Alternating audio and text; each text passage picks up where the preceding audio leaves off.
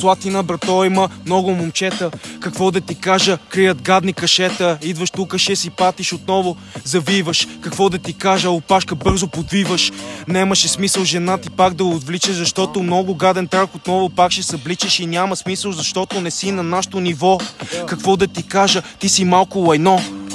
Влизаме тук тримата в Слатина, това е войната, брат, пак си го правим, брат, рапираме на всеки битове, без да ги пишеме, пак ги наливаме, те са празните чаши, отгоре сипаме им сякаш Хенеси, обаче те са Хенеси, защото не ме търси, толкова са изтъркани като Хенеси, не знам, хора ти рапирам, продължаваме, новата вълна, брат, не вълна, цунами, тук ти го пиша, без да го пиша, на момента of the dome, брат, фристала, сякаш фристала е моя дом, пак си го правим мегакар като кондом. Не идвам аз за награди грами, обаче знай, че мятам килограми.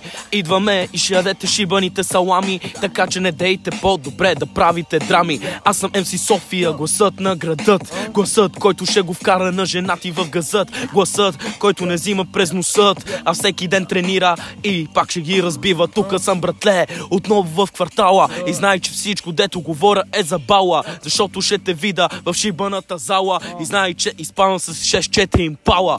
Тука, брат, отново влизам аз в бита и знай, че ме знаят като е бати джигита. Жената ми сваля ципа и се снима в клипа. Кадилак, знаеш, брат ми, черен е джипа. Кой ще се отчита? Важното е Бога се почита и от него никога да не се отрича, защото виждам рапът и от него се срича, а жена ти, брат, на нищо не прилича.